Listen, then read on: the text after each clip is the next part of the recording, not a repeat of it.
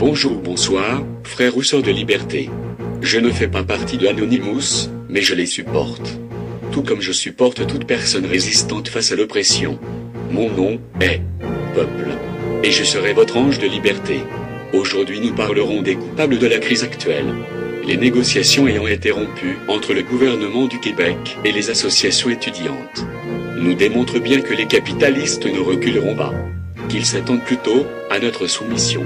Mais le marrage d'aujourd'hui ne réside pas seulement dans le gouvernement du Québec, mais tous ces gouvernements, gourmands et impies qui peuplent et détruisent notre belle planète bleue, pour engraisser leurs richesses personnelles et qui, par le fait même, appauvrissent encore plus les moins nantis.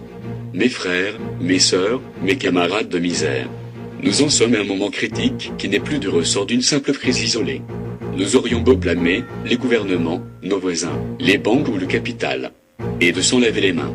Mais si vous voulez connaître les vrais coupables de toute cette félonie, regardez-vous dans un miroir, comme je le fais à l'instant. Oui, nous sommes les coupables.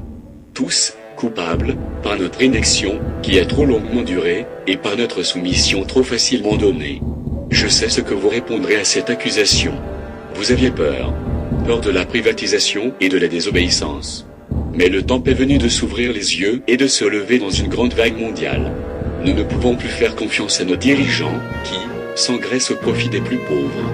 Le temps est venu de montrer que nous sommes le 99% qui ne se laisse plus faire. Le combat et le sacrifice sont des prérequis à l'avancement, et l'avancement n'est pas l'idéal de nos gouvernements actuels. Ce sont des protectionnistes arriérés et vendus au capital, engraissés par votre argent, votre fatigue et votre sueur. Il est temps que ça change. Il est temps de se lever. Pour notre bien et celui de l'humanité. Alors je vous le demande. Quel monde voulez-vous pour vos enfants? Si vous avez le moindre désir de liberté. Alors pour vos enfants. Le 5 novembre prochain, levez-vous et battez-vous, soyez nombreux, renversez vos gouvernements, c'est votre combat. Notre combat. Il vaut mieux mourir sur ses pieds que de vivre une vie à genoux. Je suis Peuple. Votre ange de liberté.